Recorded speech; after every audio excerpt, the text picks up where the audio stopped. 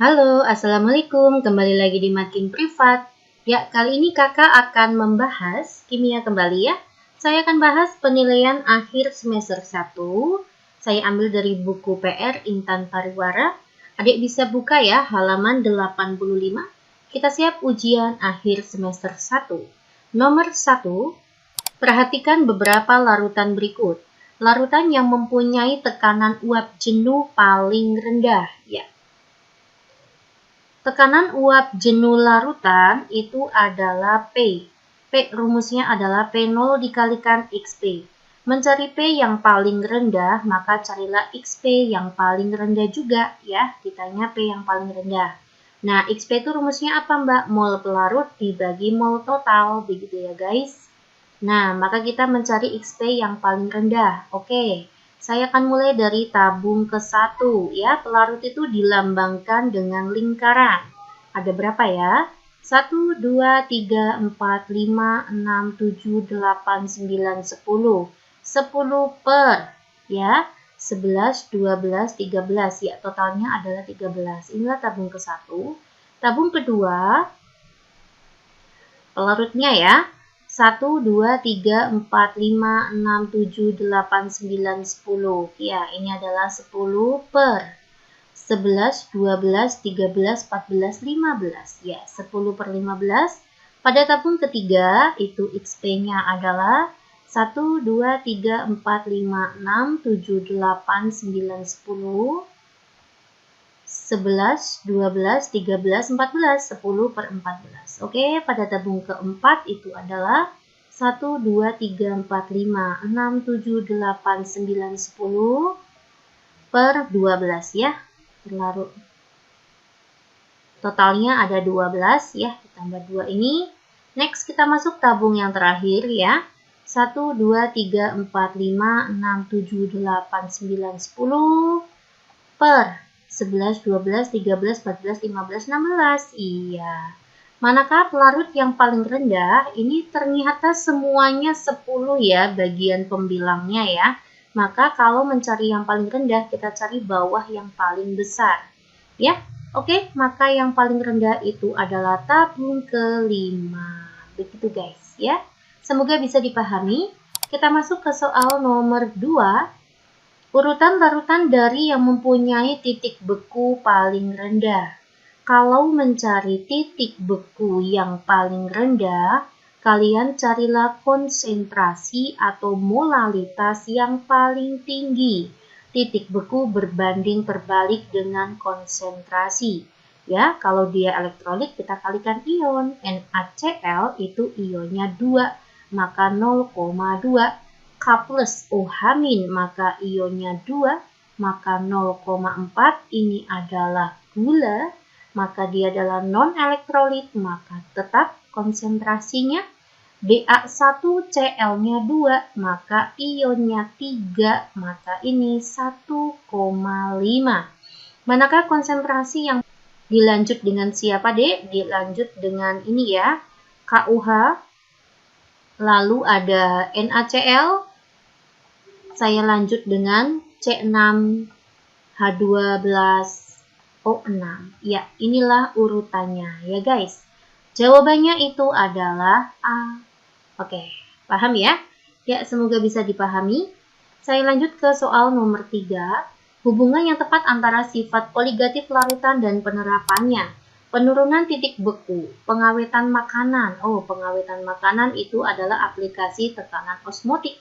Penurunan tekanan uap, penggunaan larutan infus. Oh, ini juga osmotik ya. Poin C, perambatan air dari akar ke seluruh badan. Ini juga osmosis ya. Oh, ini berarti benar guys, C. Penggunaan garam dapur untuk membuat es krim. Ini adalah penurunan titik beku. Penambahan etilen glikol. Ini juga aplikasi penurunan titik beku. Ya, oke.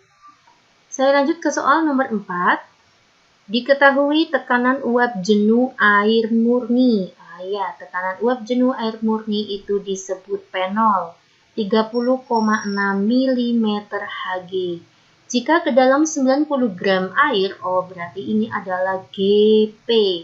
Gram pelarutnya adalah 90 gram. Dilarutkan glukosanya 18 gram. Glukosa memiliki MR 180. Ditanya tekanan uap jenuh larutan itu adalah P. Apa rumusnya P? P0 dikalikan XP ya. Karena dia adalah senyawa non-elektrolit yaitu glukosa, maka nanti tanpa perhitungan faktor Van Hoff gitu ya. Nggak pakai I. P0-nya adalah 30,6. Apa rumusnya XP?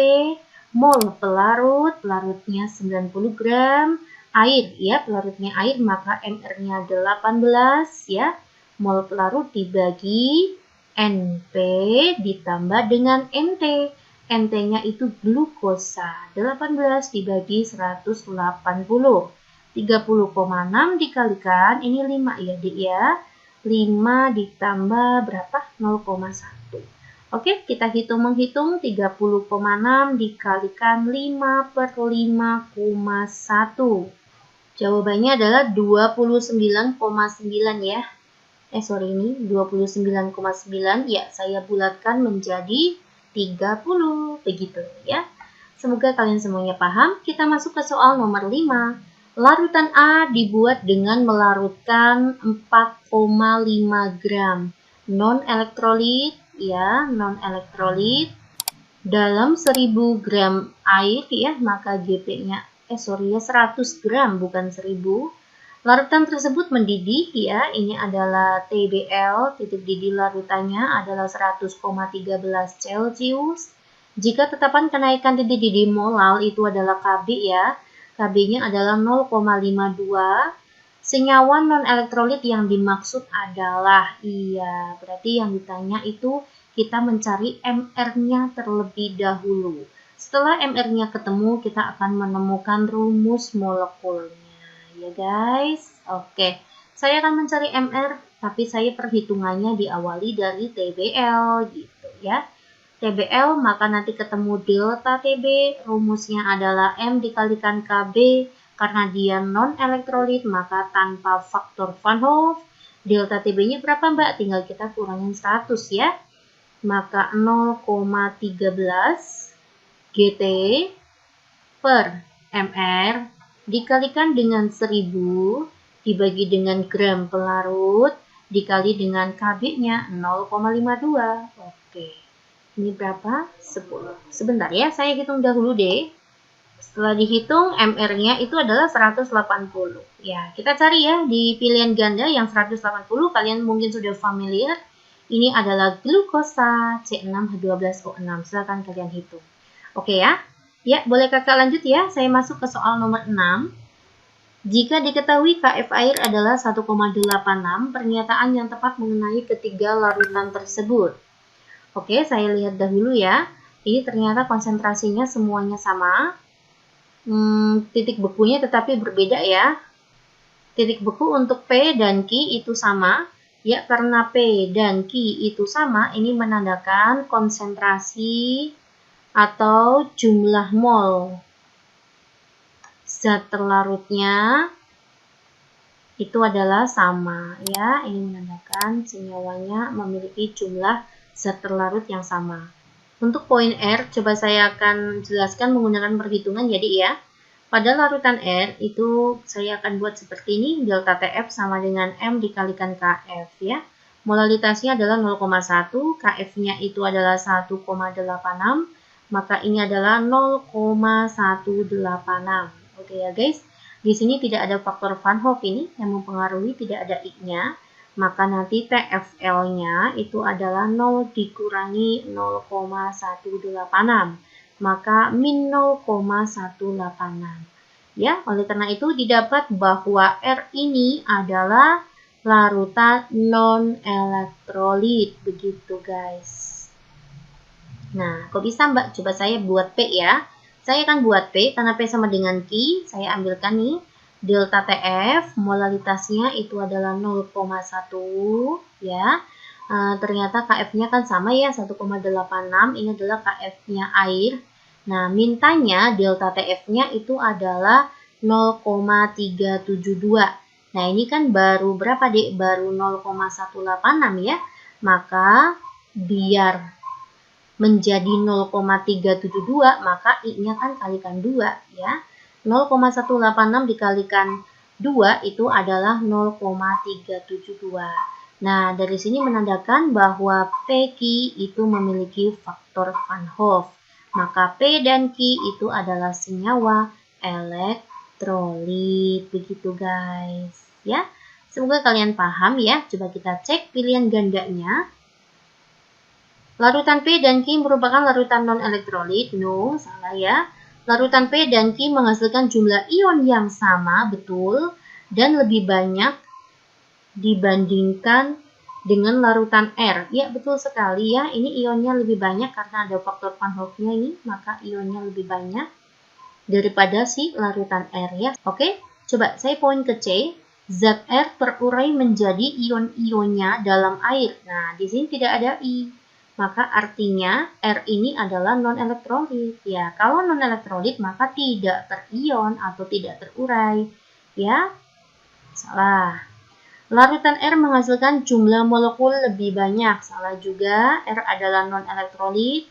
Larutan R memiliki alfa 1.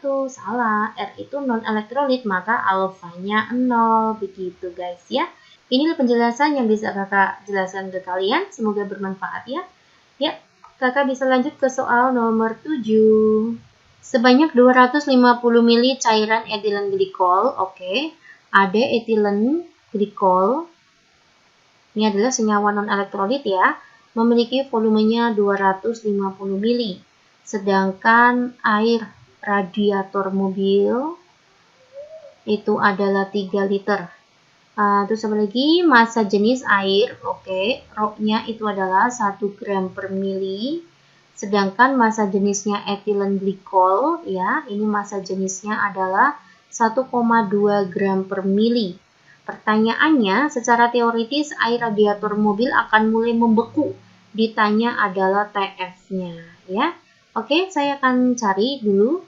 Tapi sebelum menghitung TF, saya akan mencari masing-masing masanya ya. Etilen glikol dimasukkan ke dalam air, maka etilen glikol itu sebagai gram terlarut. Ya, jangan lupa rumusnya Rho sama dengan M per V. Maka M sama dengan Rho dikalikan V. Nah, ini massa jenisnya siapa? Terlarutnya adalah etilen glikol, maka massa jenisnya etilen glikol. 1 gram per mili, ya. Volumenya berapa, Dek? Volumenya itu adalah 250 mili, ya. Kita hilangkan miliknya, maka 250 dikalikan 1,2. 300 ya. Iya, GT-nya adalah 300 gram. Lalu saya akan mencari GP-nya, sama saja. M sama dengan Rho dikalikan V, massa jenis air radiator mobil itu adalah 1 gram per mili. Volumenya air itu adalah 3 liter, sama aja 3000 mili. Oke ya. Maka GP-nya itu adalah 3000 gram. Saya akan menghitung ya, delta TF itu sama dengan M dikalikan KF. Oke. Molalitas rumusnya adalah GT dibagi dengan MR-nya. MR-nya siapa? Etilen glikol ya. Ini 62 dikalikan dengan 1000. GP-nya itu adalah 3000. KF-nya itu adalah 1,86. Oke, ini hilang. Ini 300 dibagi 3 itu adalah 100 ya. Ya, ini hasilnya adalah 2,99 ya, Dik ya. Ya, rumusnya TF itu adalah TFP. Ini adalah TFL ya. Dikurangi dengan delta TF ya. Titik beku pelarutnya itu adalah radiator mobil ya, atau air membeku pada suhu 0 dikurangi dengan delta TF-nya itu 2,99 ya, maka negatif 2,99 Celcius. Nah, ya tapi pada suhu min 2,80 tuh belum membeku ya, maka kita lebih pilih yang poin E. Nomor 8. Sebanyak 10,2 gram campuran kristal NaCl, ya ini adalah gram terlarutnya, 10,2 gram. Di dalamnya mengandung NaCl dan sukrosa, ya. NaCl itu MR-nya adalah 58,5, Sedangkan sukrosa itu MR-nya adalah 342 ya. Dilarutkan ke dalam air hingga volumenya 250 mili. Tekanan osmotiknya adalah 7,32 pada suhu 23 Celcius. Pertanyaannya, berapakah persentase massa NaCl dalam campurannya? Ditanya persentase NaCl, guys. Oke, saya akan coba dari tekanan osmotik ya. Rumusnya P itu adalah MRT ya. Nah, dengan nilai M itu rumusnya apa? GT dibagi dengan MR dikalikan 1000 dibagi dengan volume dalam bentuk mililiter. Kita tahu bahwa GT per MR itu adalah mol terlarut. Di sini mol terlarutnya ada dua ya, yaitu NaCl dan sukrosa. Nah, NaCl itu kan elektrolit ya, maka Mbak anggap ini mol terlarut 1 dikalikan ionnya 2. Untuk sukrosa, maka mol terlarut 2 kita tidak kalikan ion karena sukrosa itu non-elektrolit. Baru dikalikan 1000 dibagi volume dalam bentuk mili. Oke ya, konsep ini nanti kita akan masukkan ke rumus tekanan osmotik. Ya, saya akan masukkan ya ke rumus ini guys. Di sini ya, P-nya itu adalah 7,32. Mol terlarut yang pertama adalah NaCl, maka gram, oh iya, ini kan jumlahnya 10,2 gram ya. Maka saya anggap gramnya si NaCl ya, maka gramnya NaCl, saya anggap itu adalah X gram. Maka nanti masanya sukrosa itu adalah 10,2 min X gram. Sisanya, begitu ya. Gram dibagi dengan MR, 58,5. Saya kali dengan 2, ditambah dengan 10,2 min X, MR-nya 342.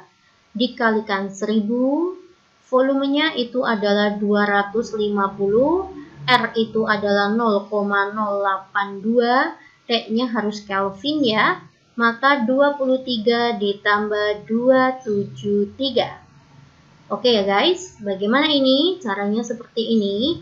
X kalikan 2 dikalikan 342. Saya kalikan silang ya. Ini ke sana, ini ke sana. Lalu 58,8 dikali 342. Ya, 2X dikalikan 342 itu adalah 684 ya.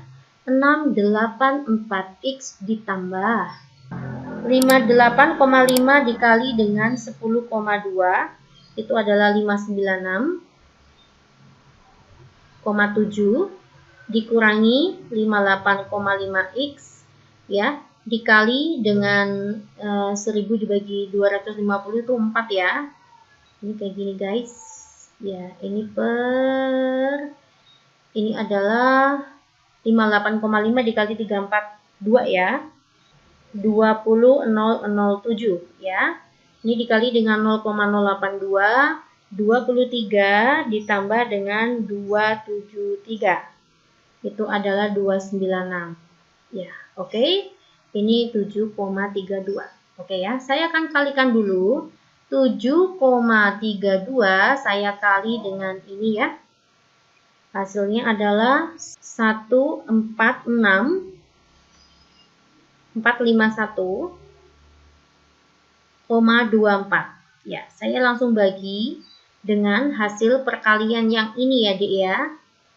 97,088. Oke ya, guys. Nah, setelah itu ini sama dengan 684 dikurangi dengan 58,5. Hasilnya adalah 625,5x ditambah 596,7. Oke, saya kerjakan ruas kiri terlebih dahulu, nanti baru kita kurangi dengan 596,7 ya. Saya butuh kalkulator di sini. 146451,24 dibagi dengan 97,088. Hasilnya saya kurangi dengan 596,7. Nah, hasil itu saya bagi dengan 625,5. Iya.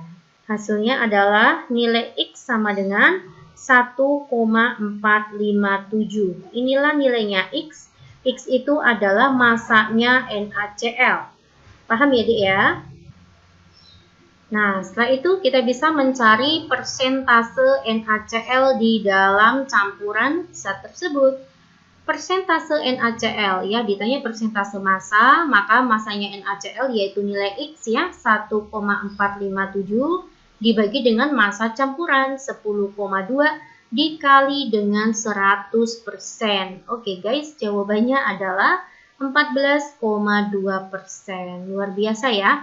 Di sini adalah perhitungannya yang lumayan banyak ya. Saya butuh kalkulator di sini. Oke ya guys, terima kasih perhatiannya. Semoga kalian bisa. Kita masuk ke soal nomor 9. Sebanyak 3,75 gram senyawa hidrokarbon. Oke, GT-nya itu adalah 3,75. Dimasukkan ke dalam aseton ya, maka gram pelarutnya itu adalah aseton. Ini aseton.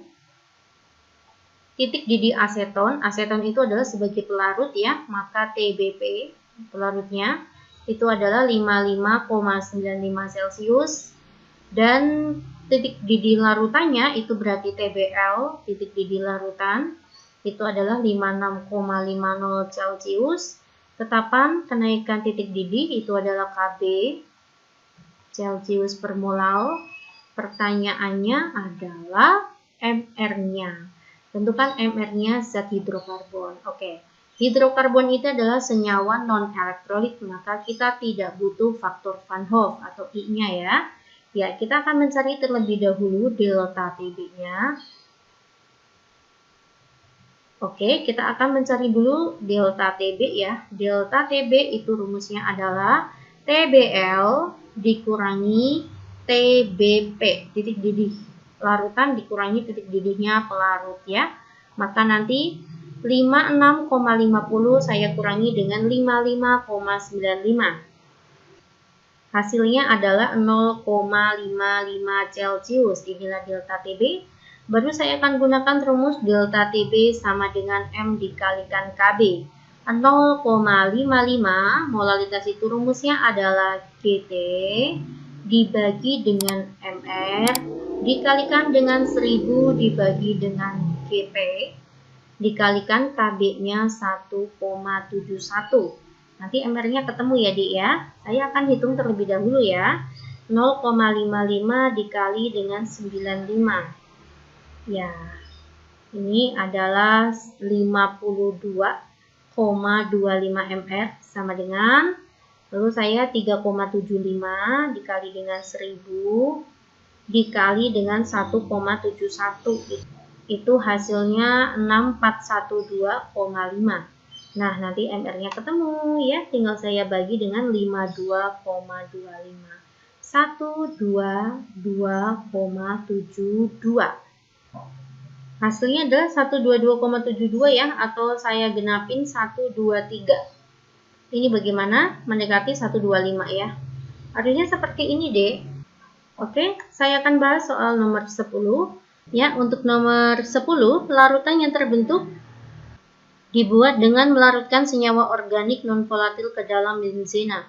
Berdasarkan kurva tersebut molalitas ya, ditanya adalah molalitas atau M kecil. Kita lihat ya, titik didihnya untuk pelarutnya itu adalah yang titik putus-putus ya. Ini adalah pelarut benzena.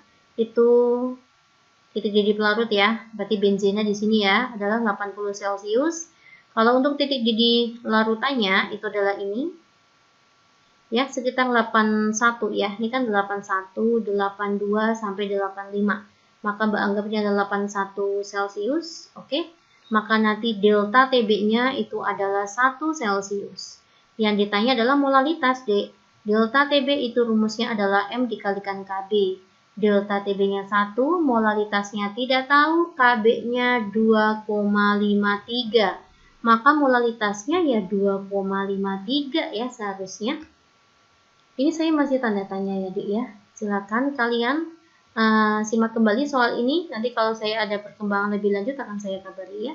Tapi Tetapi jawaban sementaranya adalah harusnya 2,53 molal ya. Oke. Terima kasih atas perhatiannya. Saya bahas 10 soal terlebih dahulu deh. Assalamualaikum. Simak kembali part selanjutnya.